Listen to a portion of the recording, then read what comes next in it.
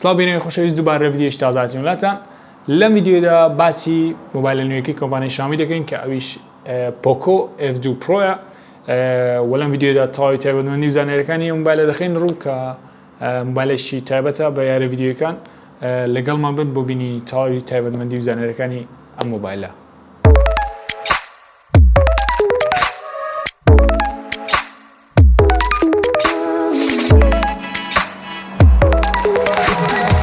بەڵازەرمەش کارتۆنی Poco F2 Pro ە کە لێردا دەکەینی و بزانین چی لەنێو کارتۆنەکەیدا هەیە. لە بەشی سەرەوەیدا دەبینین کارتۆنێکی بچووکێک کە تەواوی مێنیو و پارێزەرێکی مۆبایلەکەی تێدایە. ئەمەش پارێزەری مۆبایلەکەیە کە لە جۆری ئاویە واتە ڕۆنە. وەرەوە ئەمەش مێنوەکانیەتی کە تێدا ڕێنمایی و تایبەتمەندیەکانی مۆبایلەکەی تێدا نووسراوە بە هەموو زمانەکان. لێرەدا دەرچەیەکی سیمکارت هەیە. لەژێرە و مۆبایلەکەیە کە ڕەنگێکی تایبەتیە کە بەجێ دێنێ سەری بۆ تەواوی تایبەتمەندی و زانیاریەکانی مۆبایلە دەخەینە ڕوو. لە ژێرەوە بەشی کۆتاییدا کەڵێکی تایپسی هەیە کە بۆ بارگەیکردنەوەی مۆبایلەکە و گواستنەوەی داچاکان بەکاردێ. لەگەڵ ئەویش بارگەیکردنەوەیەک هەیە کە لە جۆری فاست چارجە.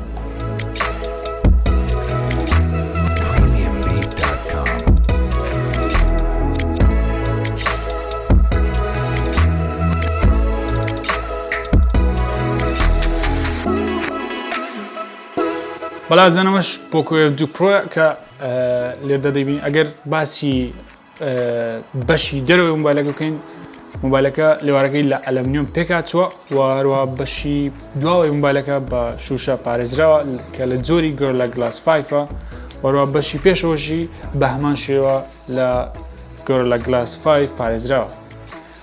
و لە بەشی سەرەوەیدا شوێنی دەرچە هێدفۆن هەیە و لەو لاتر کامێرایەکی سێلفی واتە کامێرای پێشەوە کە لە جۆری پۆپا بە ئەویشما هەیە و لە بەشی ژێرەوەیدا دەرسەی بارگەیکردنەوە هەیە کە لە جۆری تایپسیە و لە تەنیشت ئەو دەرچەی سیمکارتەیە کە دەتوانێت سیمکارتەکانی بخێ سەر و ئەم مۆبایلە لە جۆری 5G واتە پشتگیری لە 9.5 دەکات و هەروەها دەتوانرێت دوو سیمکارت بخێتە سەر واتە دەبڵ سیمە. ئەگەر باسی شاشەی مۆبایلەکە بکەین مۆبایلەکە شاشەکەی قەبارەکەی 6.6 ئینچە کە لە جۆری سوپەر ئامۆڵەدا و ڕوونیەکەی فول HD وەرە ڕوونماکەی پشتگیری لە HDR10+ دەکات.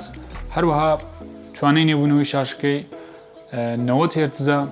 بڕۆینە سەر بەشی ناوی مۆبایلەکە لە ناوەدا پرۆسەسەری سنابدراگۆن 865 لەسەر جێگیرکراوە کە لە جۆری ئەبنانۆمەتریە و هەروەها مۆبایلەکە بە دوو جۆر لە بیرگەی کاتی واتە ڕام بەردەست دەبێت ئەوانی 6 گیگابایت و 8 گیگابایت و هەروەها بە دوو جۆر لە بیرگەی ناوەچی واتە زاکرا بەردەست دەبێت ئەوانیش 128 گیگابایت و 256 گیگابایت.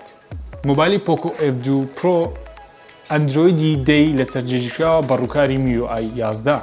بڕۆین سەرباسی کامێرای مۆبایلەکە خاوەنی 5 کامێرە لە بەشی دواوەیدا 4 کامێرە هەیە کە سەرەکیەکان 64 میگاپیکسلە و ئەوەی دووەمیان 5 میگاپیکسلە کە بۆ وێنەی ورد بەکاردێت واتە ماکرۆ و ئەوەی سێمیان 13 میگاپیکسلە کە لە جۆری ئەلترەوایدا واتە بۆ وێنەی گۆشە فراوان بەکاردێت و ئەوەی چوارەمیشیان 2 میگاپیکسلە کە لە جۆری دێپەواتە بۆ تەڵەخکردنی وێنە بەکاردێت.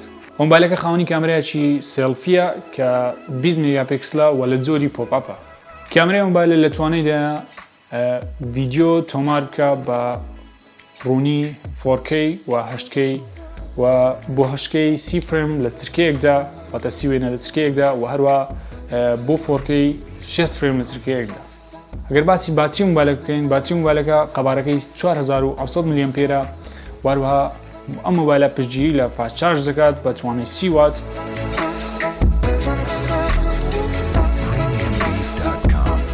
بەڵازان لێرداتنی کوتای ڤیدیۆم جارەمە هیوادارم ڤیدیۆکەتان بۆ بێت و ئەم ڤیدیۆ لەسەر Poco F2 Pro بوو دەتوان لەلایەن کۆمپانیای ئایتی لۆبیەوە دەستی بخەن و پەیوەندیان پێ بکەن.